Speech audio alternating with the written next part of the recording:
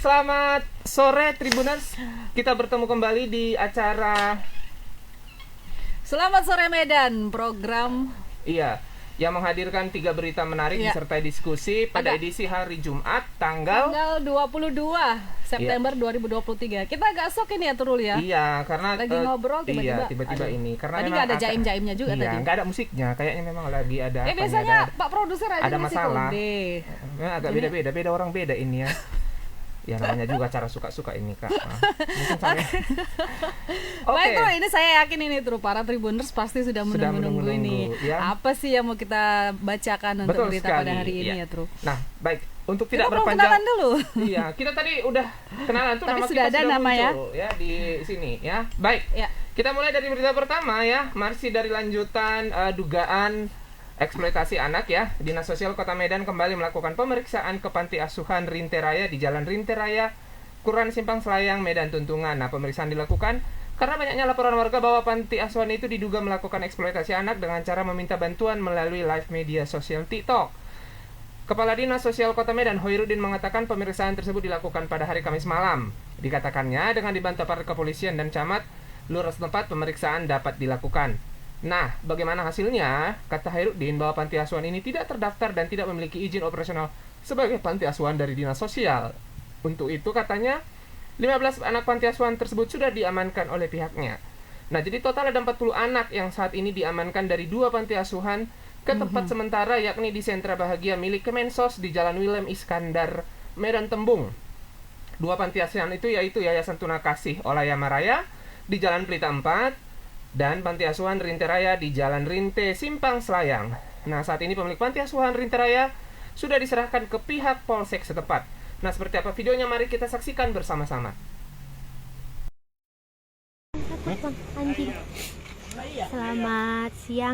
Selamat sore Tribuners. Saat ini saya Anissa Ramadhani, reporter Tribun Medan, sedang berada di Yayasan Panti Asuhan Karya Putra Tunggal Anak Indonesia, di mana di sini saat ini kondisi setelah penangkapan Dinsos itu panti asuhannya terlihat tertutup dan kosong, di mana di sini cuma ada beberapa hewan peliharaan seperti anjing, dan di sini juga terlihat sudah cukup kosong dan tidak ada penghuni lagi. Nah, berdasarkan dari laporan tetangga setempat bahwa penangkapan ini dilakukan pada malam hari Kamis semalam, dan saat ini baik pemilik maupun anak-anak panti sudah tidak ada di sini. Nah, di sini berdasarkan penuturan warga-warga sekitar bahwa kejadian ini pada malam tadi, di mana seluruh masyarakat seluruh pihak dinas sosial bersama pihak kepolisian datang ke sini untuk melakukan penangkapan ataupun pemeriksaan terhadap panti asuhan di sini. Nah, berdasarkan penuturan warga, memang anak-anak panti di sini bukan berasal dari warga-warga sekitar ataupun dari mana, cuman mereka ini membawa dari Nias sendiri. Nah, saat penangkapan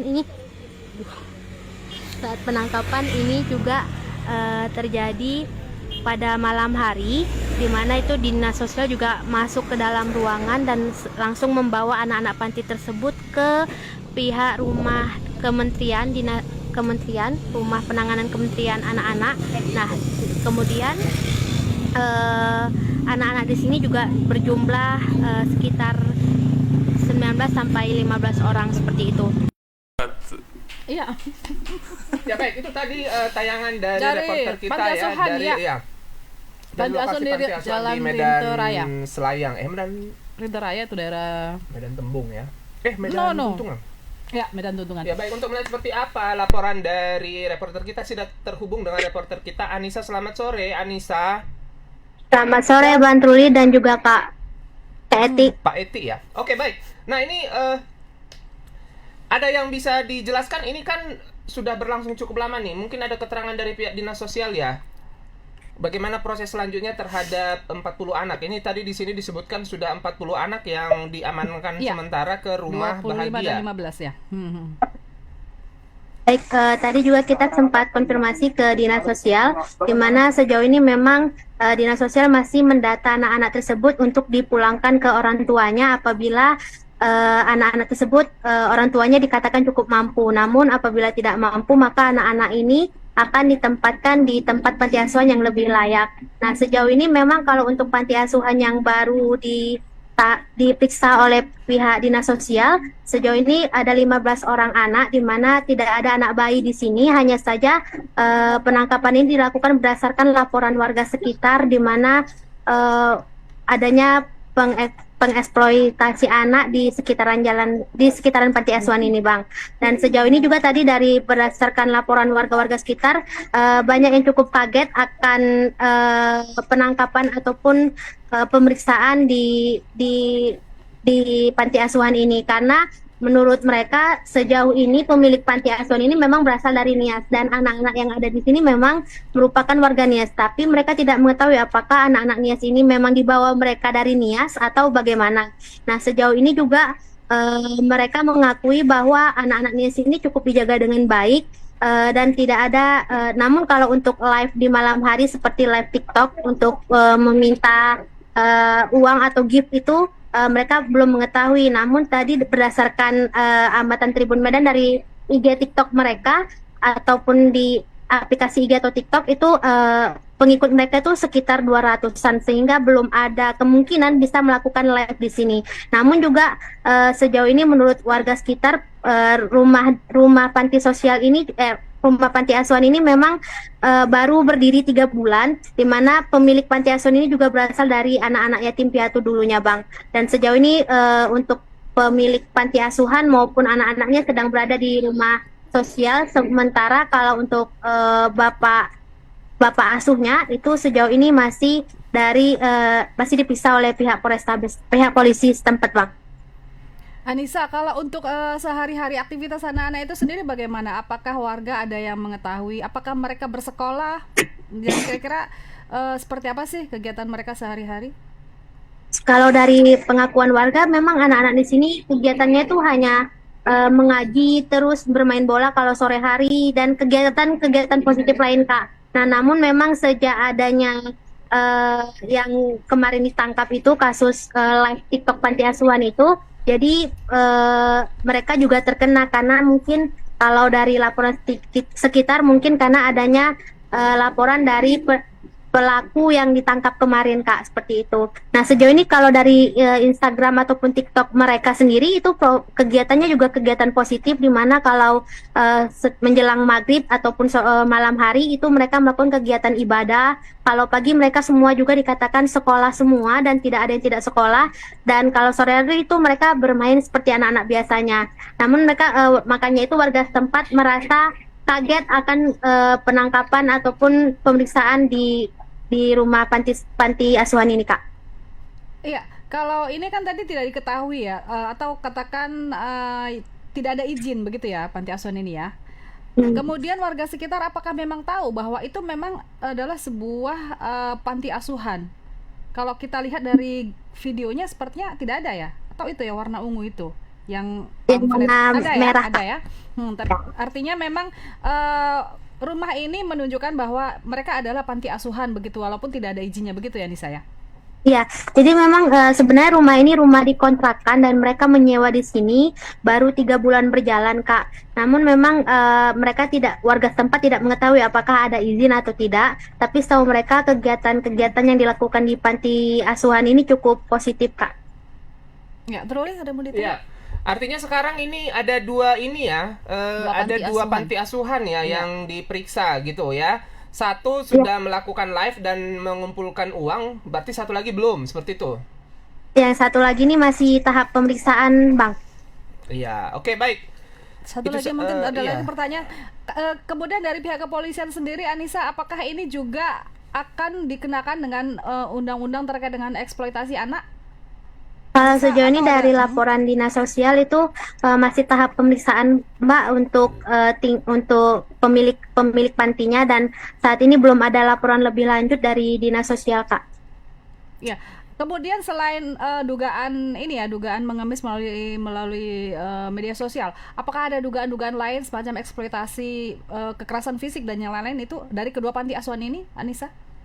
Kalau dari kedua panti asuhan, kalau panti asuhan yang pertama itu memang ada dugaan eksploitasi, Kak. Namun kalau yang untuk yang kedua ini masih belum jelas apa permasalahannya, tapi kalau berdasarkan dari Dinas Sosial ini karena eksploitasi karena live TikTok di malam hari itu untuk meminta perhatian warga agar diberi gift seperti itu, Kak. Oke, oke lah, baiklah. Oke, Truli Udah itu cukup, ya. itu saja. Terima kasih Anissa laporannya. Kita semoga ada jalan keluar ya, Truli Betul ya. sekali, iya. Dan iya, terima kasih. Sampai jumpa lagi. Sampai bertugas kembali, Anissa. Selamat Selamat bertugas Kak. kembali. Iya, nah itu dia laporannya Kak. Nah, memang tadi kita lihat di sini tadi Kenapa? Modus masih baru. malah nambah ya gitu Iya, ya. Tadi semula sebetulnya kita kan, mengetahui itu hanya satu panti asuhan. Kalau menurut saya Turu pribadi, ini pandangan pribadi, mungkin Tribuners ada yang setuju atau enggak terserah. Tapi kalau seandainya yang dilakukan itu sebagai upaya mungkin untuk bagaimana membuat mengumpulkan dana. Sepanjang menurut saya pribadi, sepanjang tidak ada eksploitasi lain yang mengiringi eksploitasi itu, saya kira memang itu bisa didamaikan gitu kan, bisa. Tapi kalau misalnya sudah ada kekerasan seksual, ada kekerasan fisik ya, mungkin nggak sampai sejauh itu, tapi memang tujuannya adalah bagaimana anak-anak ini terlindungi, karena selama ini juga kita lihat bentuk-bentuk ini modus eksploitasi ya. Kalau selama ini kita kenal kan banyak sekali bentuk-bentuk eksploitasi anak yang seharusnya Dinas Sosial lebih peduli juga, lebih ini juga ya kan, lebih care lah. Baik, Truli. Ya, kita lanjut ke berita kedua, silakan Kak. Ini masih dari oplos mengoplos juga kemarin. Ini bukan lagi wajah yang dioplos, dioplos maksudnya, tapi juga gas. Ini pengoplosan bukan pengoplasan.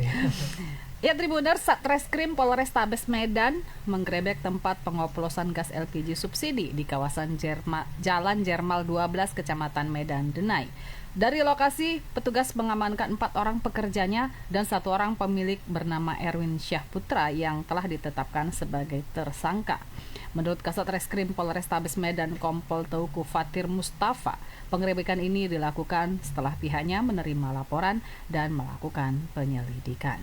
Ia menyampaikan, dari hasil pemeriksaan, pelaku telah melakoni praktik ini selama 1 bulan dan telah menjualnya ke berbagai tempat di kota Medan, Deli Serdang, dan juga Provinsi Aceh. Selama beroperasi, pelaku telah meraup keuntungan puluhan juta rupiah. Fatir menyampaikan, dari lokasi petugas menyita 1.000 tabung gas berbagai macam ukuran. Pengoplosan ini dilakukan oleh pelaku di rumahnya. Saat ini pihaknya masih terus melakukan penyelidikan terhadap dugaan adanya pelaku lain yang juga akan memeriksa sejumlah pangkalan tempat pelaku mendapatkan tabung gas. Mantan Kapolsek Medan Baru ini juga menjelaskan bahwa pihaknya telah menetapkan Erwin Syahputra sebagai tersangka dan 4 orang pekerjanya yang sempat diamankan masih berstatus sebagai saksi. Baik, Tribuners, kita saksikan bagaimana video pengoplosan gas ini. Mari kita saksikan.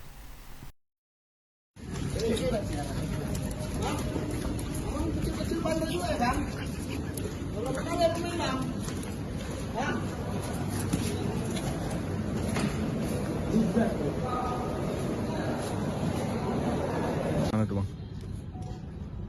Unit Tipitsus Satreskrim Polrestabes Medan atas perintah Bapak Kapolrestabes Medan melakukan penindakan di daerah Jermal 12. Di lokasi tersebut tim menemukan praktek kegiatan penyalahgunaan BBM migas bersubsidi, yaitu dengan modus memindahkan isi dari tabung gas 3 kilo yang bersubsidi ke dalam tabung gas ukuran 12 kg.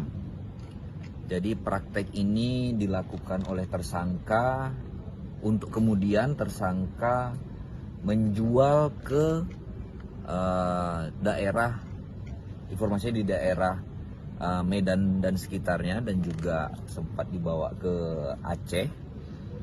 Jadi gas ukuran 12 kg ini dijual ke lokasi-lokasi rumah makan dan para pengguna yang sudah memesan terlebih dahulu. Kegiatan ini sudah dilaksanakan oleh tersangka ini kurang lebih sekitar 1 bulan, Jadi dari informasi masyarakat kami melakukan penindakan. Di TKP kami menemukan sekitar 1.000 tabung gas yang sedang dilakukan perpindahan. Kemudian kami mengamankan tersangka di TKP. Saat ini tersangka sudah dalam penahanan kami. Tersangka atas nama Erwin Saputra dikenakan pasal 55 Undang-Undang Migas dengan ancaman pidana 6 tahun penjara dan denda. Saat ini tersangka sudah dalam penahanan Satreskrim Polrestabes Medan.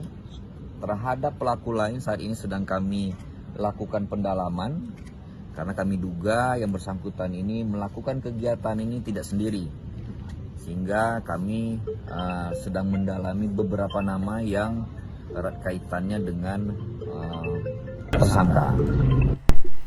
Ya, itu tadi Ya itu ya. tadi laporan wartawan, bukan ya videonya ya. Videonya. Nah, untuk Tapi kita melihat- sudah ada reporter yang sudah siap siaga untuk membuat laporan bersama Alfiansah. Ya, selamat sore. Halo, selamat sore, Siti dan Bang Yuli. Ya, gimana Fian? Kira-kira sudah seperti apa kasus Iya. ini? Bagaimana berjalan? perkembangan kasusnya? Apakah ada tersangka baru seperti itu? Misalnya? Suaranya nggak kedengaran.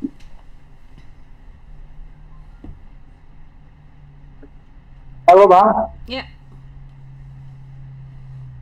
Halo. Ya, halo. halo. Story kayaknya ya? Kayaknya paketnya habis ya. Pakai wifi Fian, pakai wifi. Ini pakai wifi atau hotspot? Atau data pribadi? Halo, Bang. Iya. Coba. Iya. Coba dilepas headsetnya. Mungkin headsetnya karena kemahalan itu jadi agak susah itu untuk menangkap ya. Coba dilepas headsetnya. Halo, Bang. Ya, halo. oke, silakan. Ya, pasca penangkapan ataupun penggerebekan tempat pangkalan rumah tempat pengoplos gas ini di kawasan Jalan Jermal 12, dan polisi di sana itu menyita ada 1.000 tabung gas yang dioplos oleh si pelaku bernama Erwin ini.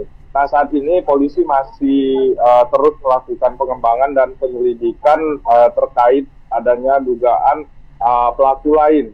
Karena menurut keterangan Kasat Reskrim ada beberapa nama yang muncul dan saat ini masih dilakukan penyelidikan ke arah terduga tersangka lain begitu.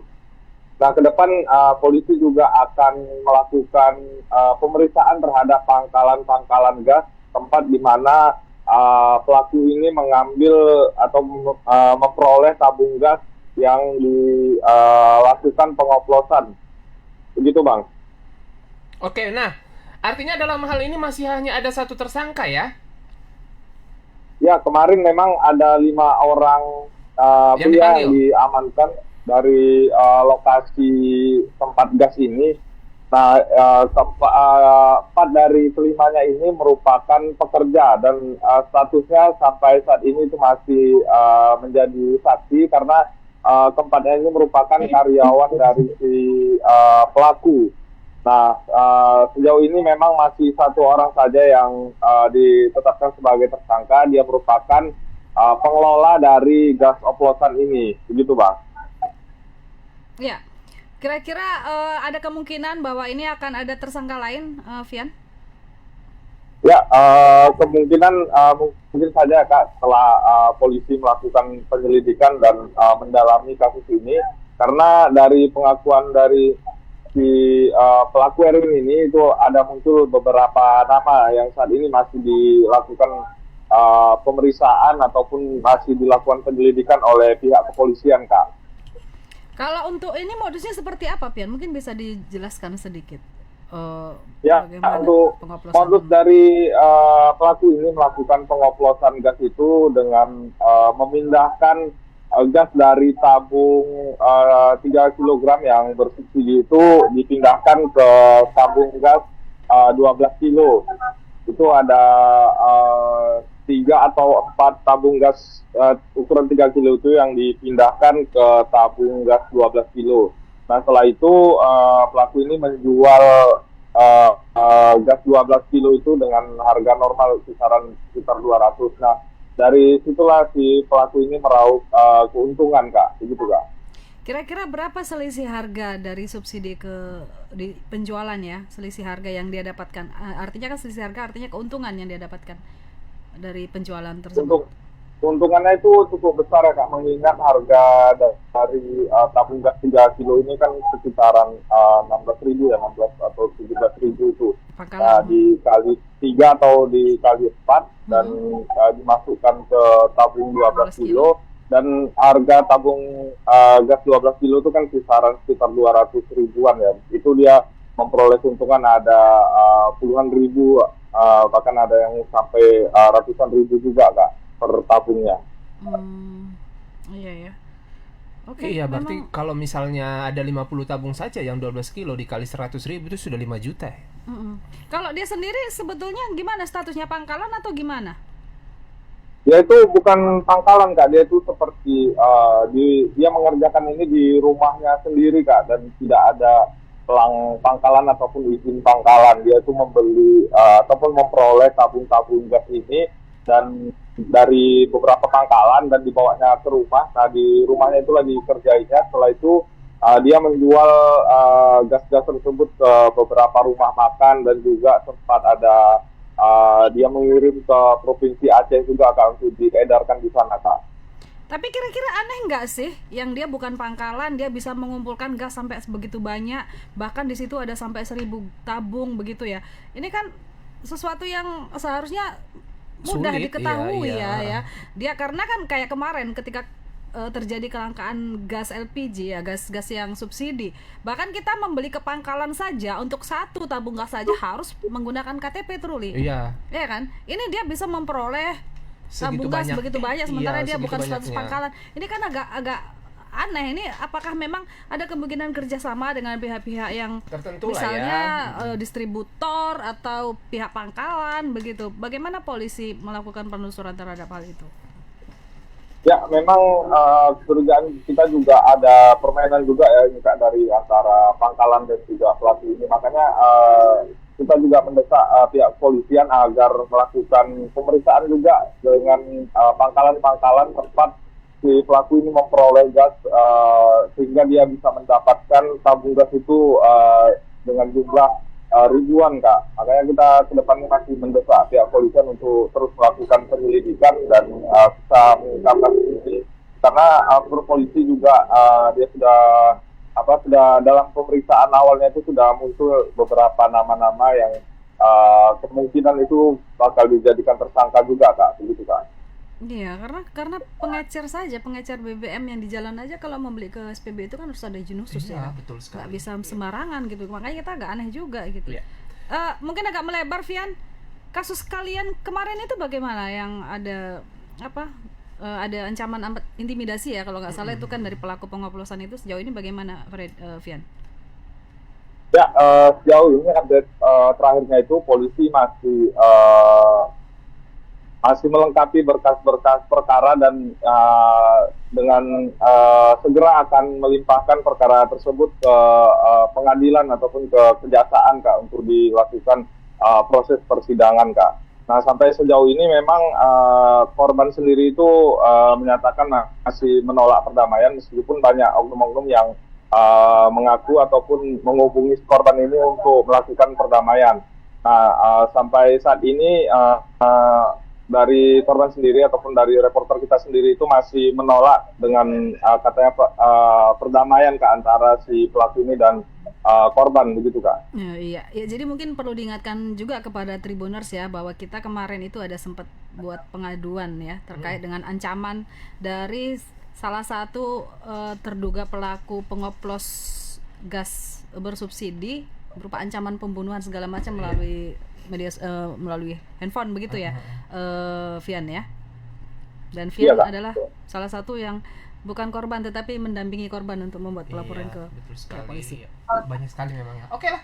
Baik, ada lagi Truli Cukup, itu yang mau saja. disampaikan. Baik Vian, terima kasih. Ini kasus pengoplosan gas ini bukan cerita baru Iya. dan sudah ada beberapa kasus. Seharusnya ini tidak terjadi, ya. Iya, Kita punya dan aparat penegak hukum, betul, kita punya betul. sistem bagaimana apa namanya. Jadi ketika subsidi apa namanya gas subsidi kuotanya habis ternyata dibuat seperti ini untuk Iya. memperkaya orang-orang tertentu saja. Ini jadi kita sangat berharap lah ada penegakan hukum di sini. Sangat disayangkan lah ya. Ya, Truli, baik. Cukup itu saja. Terima kasih Pian untuk laporannya. Ditunggu lagi laporan-laporan selanjutnya ya Vian ya. Selamat bertugas. Selamat sore Kak Eti dan Bang Tuli. Ya. Ya, baik. Itu saja Tribuners. Nah, buat Tribuners barangkali bisa menjadi pertimbangan ataupun harus berhati-hati dalam Iya. membeli gas non subsidi. Ya, bisa saja mungkin itu adalah hasil oplosan. Jadi untuk lebih aman lebih baik membeli di tempat yang resmi seperti itu ya. Atau lebih baik membeli gas LPG yang bersubsidi. Iya, mungkin tidak juga. Jadi Nanti bertentangan ada, kampanyenya oh, dengan iya. yang dilakukan Pertamina ya. Tapi Iya. memang seperti itu ya.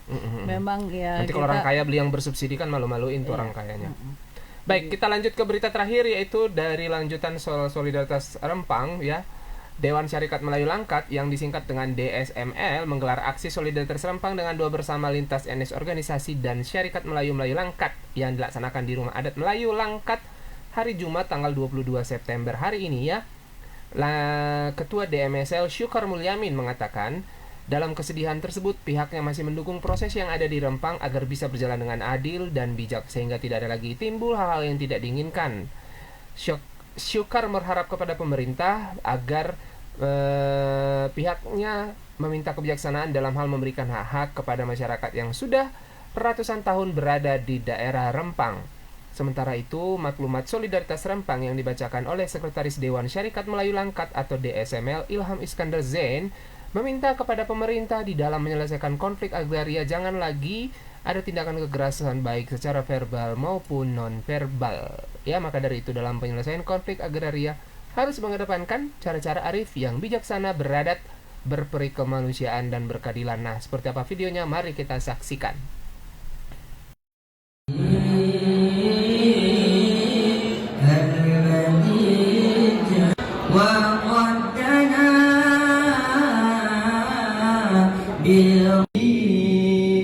إن الله وملائكته يصلون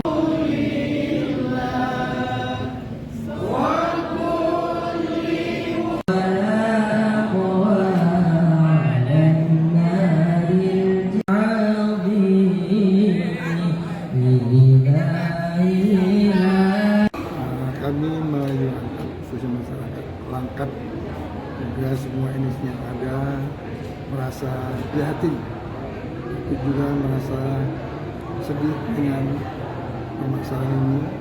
Namun demikian dalam kesedihan itu kami selalu mendukung agar proses yang ada di Rempang ini bisa berjalan dengan adil, dengan bijak, sehingga tidak ada lagi timbul hal-hal yang tidak diinginkan dan proses ini bisa berjalan dengan baik dan kesejahteraan untuk masyarakat Rempang. Oke, harapannya kepada pemerintah sendiri bagaimana, Pak? Harapan kepada pemerintah, kita memintakan kebijaksanaan pemerintah dalam memberikan hak-hak kepada masyarakat yang sudah beratus tahun berada di Pulau Rempang itu untuk bisa dihargai, untuk bisa dirawat dan dibina sehingga kebudayaan adat istiadat masyarakat Rempang tetap terjaga dan tetap bermanfaat bagi masyarakat Rempang sendiri maupun bagi Indonesia. Iya, itu tadi ya aksi solidaritas dari masyarakat Melayu Di Langkat. di Langkat. Baik, kita Terhubung dengan reporter yang meliput kita. ya, Anil. Selamat sore Anil. Selamat sore Bang Truli dan Kak Eti. Ya baik, bagaimana dengan acara solidaritas ini? Apakah masih berlangsung dan berapa hari nih kegiatan ini rencananya ya? Baik, jadi kegiatan ini hanya berlangsung pada hari ini saja Bang Truli, dan memang sebelum pas azan asar tadi kegiatan sudah berakhir. Namun tetap kita informasikan bahwa memang pada hari ini Jumat sendiri itu Dewan Serikat Melayu Langkat atau yang biasanya disingkat DSML menggelar aksi solidaritas Rempang dengan menggelar doa bersama lintas etnis organisasi dari Serikat Melayu-Melayu yang berada di Langkat seperti itu. Sesuai dengan yang diungkapkan oleh Ketua Serikat Melayu Langkat yaitu Sufiar Mulyamin, memang ia mengatakan khususnya untuk warga Langkat sendiri dan semua etnis yang ada di Kabupaten Langkat sendiri itu merasa prihatin, sedih dengan permasalahan yang ada di Pulau Rempang. Namun tadi selama acara berlangsung memang ada beberapa seperti rangkaian acara itu bermulai dari zikir seperti membaca tahlil, bahkan tadi diakhiri dengan doa bersama seperti itu. Namun di akhir dari rangkaian kegiatan itu tadi sekretaris dari Dewan Serikat Melayu Langkat, Ilham Iskandar Zain juga sempat membacakan beberapa maklumat kepada pemerintah, di mana ia memang dalam maklumat tersebut yang dibacakan oleh Zain itu meminta kepada pemerintah di dalam penyelesaian konflik agraria yang terjadi di Pulau Rempang ini tidak ada lagi yang namanya kekerasan baik secara verbal maupun non verbal, seperti itu, dan tetap mengedepankan kearifan bijaksana yang beradat dan berkemanusiaan dan berkeadilan seperti itu Pak Eti dan Bang Truli. Namun ada beberapa maklumat lagi yang sempat diungkapkan oleh Zain, yaitu meminta kepada pemerintah juga agar Pulau Rempang maupun wilayah lainnya harus berdasarkan kajian ilmiah dan jangan sampai menghilangkan atau merusak kearifan lokal maupun ekosistem seperti itu Bang Surya. Nah, iya baik. Nah, setelah dari acara ini ya, misalnya mereka hari ini kan membuat doa bersama. Nah, ada kemungkinan mereka akan melakukan aksi-aksi lain, misalnya unjuk rasa ataupun berangkat ke Batam misalnya barangkali. Ya benar Bang, tadi memang sempat disinggung oleh ketua dari Syarikat Melayu Langkat ini, memang tadi sempat menyinggung bahwasanya awal mulanya mereka ingin melakukan aksi solidaritas seperti itu Bang, namun tadi kegiatan aksi tersebut tidak dilakukan dan mereka memilih untuk melakukan doa bersama seperti itu Bang Truli. Mengingat memang pada hari ini juga ada Serikat Melayu juga yang sedang memang hari ini tadi ada menggelar aksi di kantor DPRD Sumut. Seperti itu Kak Eti dan Bang Truli. Silakan Kak. Anil, kalau mereka sendiri apakah ada komunikasi dengan teman-teman yang ada di Rempang selama ini bagaimana? Secara langsung, ya, sejauh ini kan mungkin melalui media. Baik Kak, jadi memang sejauh ini memang sudah ada perwakilan dari Serikat Melayu Langkat sendiri yang sudah berkomunikasi dengan Melayu yang ada di Pulau Rempang, dan itu tadi mereka dengan cara memberikan dukungan moral dengan melakukan doa ini Bang. Jadi sehingga dengan adanya diliput oleh media tadi yang beberapa hadir di acara, semoga ini menjadi tambahan atau kekuatan mereka di Pulau Rempang sendiri seperti itu Kak Eti dan Bang Truli. Ya, baik Truli. Baik, cukup. Baik Anil, terima kasih. Luar biasa aksi dari Serikat Masyarakat Melayu Langkat. Terima kasih untuk laporannya Anil. Baik, terima kasih. Selamat sore Kak Eti dan Bang Truli. Ya, selamat sore. Ya, itu tadi ya aksi solidaritas Serikat Masyarakat Melayu Langkat, mungkin menjadi akhir ya. Iya. Laporan terakhir kita di program Selamat Sore Medan pada sore hari ini. Kita berharap bahwa persoalan Rempang bisa cepat diselesaikan dengan win-win solution ya. Iya, betul sekali. Masyarakat juga tidak terzolimi ya kan. Iya. Dan program pemerintah juga bisa tetap berjalan dengan baik dan lancar. Iya. Saatnya kita sekarang undur diri. Terima kasih untuk atensinya para Tribuners. Kita akan bertemu pekan depan. Saya Eti Wahyuni dan rekan saya Truli Oktopurba. Undur diri, sampai jumpa lagi. Yuk. Dadah.